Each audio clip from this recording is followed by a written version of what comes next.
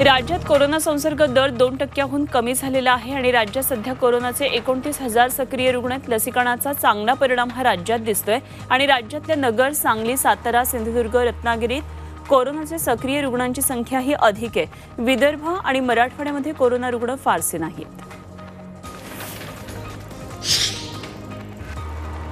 Covaxin लसीला लवकरच WHOची मान्यता मिळण्याची शक्यता आहे आणि ही मान्यता मिळाली तर कोवॅक्सिन लस घेतलेल्यांचा आंतरराष्ट्रीय प्रवास सुकर होईल। WHOची तांत्रिक सल्लागार समितीची एक बैठक त्यासाठी होणार आहे।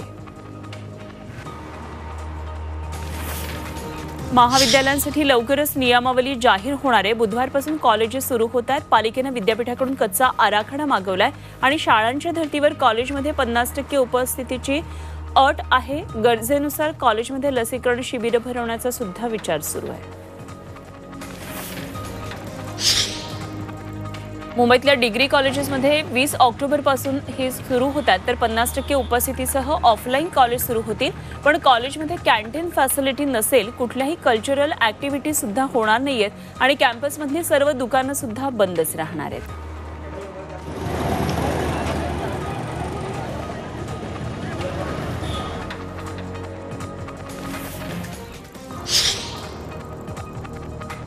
शरद पवार आज मुख्यमंत्री उद्धव ठाकरे यांची भेट घेणार आहेत। मुख्यमंत्र्यांच्या दसरा मेळाव्यामध्ये भाजप विरोधात मुख्यमंत्र्यांनी आक्रमक भूमिका घेण्याचं स्पष्ट केलेलं होतं आणि त्या पार्श्वभूमीवर दोन्ही नेत्यांमध्ये चर्चा होण्याची शक्यता आहे। तसंच राज्यातील सध्या परिस्थिती, ईडी, CBI यांच्या सुरू असलेल्या कारवायांबाबत चर्चा होण्याचीही शक्यता आहे। 5 राज्याच्या निवडणुकांबाबत आज भाजपची एक महत्त्वाची बैठक आहे। दिल्लीत भाजप राष्ट्रीय पदाधिकाऱ्यांची ही बैठक असेल। सर्व प्रदेशांचे प्रभारी या बैठकीमध्ये सहभागी होतील। भाजप अध्यक्ष JP नड्डा यांनी सर्व राष्ट्रीय पदाधिकाऱ्यांची बैठक बोलावली आहे। ठाण्यातील शिवसेनेच्या अंतर्गत वादाचे बॅनर अखेर हटवण्यात आले। ठाण्यामधल्या नितीन कंपनी चौकामध्ये माजी मंत्री रामदास कदम यांचे बॅनर्स लावण्यात आले होते। कोकणचा ढाण्या वाघ अशा आशयाच्या या बॅनरवर तिखट शब्दांमधून रामदास कदम समर्थकांनी टीका केली होती आणि त्यामुळे ठाण्यात या बॅनरची मोठी चर्चा रंगली होती।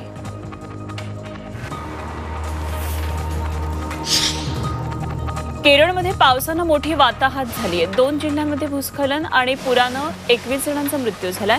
तर पंतप्रधानांनी यावर दुःख व्यक्त केले। राज्यातल्या काही जिल्ह्यांमध्ये रेड तर काही जिल्ह्यांमध्ये ऑरेंज अलर्ट जारी केलाय आणि ढिगाऱ्याखालून मृतदेह काढण्याचं काम सुरू आहे।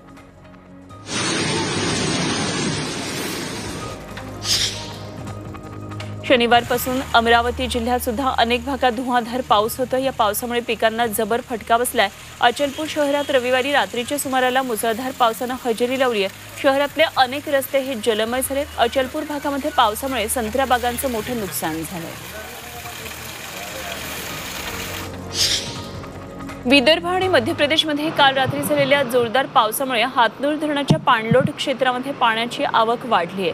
त्यामुळे धरणाचे 8 दरवाजे 2 मीटरनं उघडण्यात आलेत। सध्या 64,980 क्युसेक्स वेगानं पाण्याचा हा विसर्ग केला जातोय। तापी नदी काठच्या गावांना सतर्कतेचा इशारा दिलाय। पुढचे 1-2 दिवस राज्यामध्ये सर्वच भागात हवामान कोरडं होणार आहे। दिवसाच्या कमाल तापमानात काही प्रमाणात वाढ होण्याची शक्यता हवामान विभागानं व्यक्त केली आहे। बहुतेक भागामध्ये संध्याकाळनंतर आकाश ढगाळ राहत असल्यानं किमान तापमानामध्ये मात्र सर्वच भागात वाढ होऊन रात्रीचा उकाडा वाढला आहे।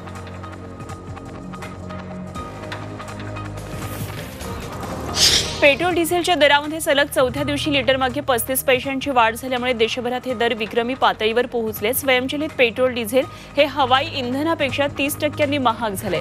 मुंबईमध्ये पेट्रोलसाठी 111.77 रुपये मोजावे लागत आहे तर दिल्लीत सुद्धा हे दर आजवरचे सर्वाधिक दर आहेत, म्हणजे 105.84 रुपये इतके झालेले आहेत।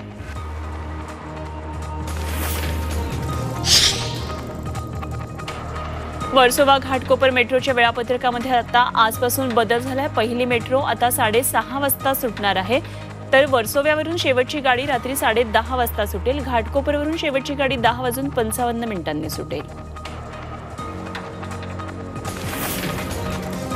गेल्या 2 वर्षांपासून राज्यातल्या एसटीतील 2600हून अधिक चालक पदाची भरती प्रक्रिया रखडलेली आहे। प्रशिक्षण पूर्ण झालंय मात्र भरती प्रक्रिया रखडली आहे आणि कोरोनाच्या दुसऱ्या लाटेमुळे त्यानंतर लॉकडाऊनमुळे ही प्रक्रिया रखडलेली आहे।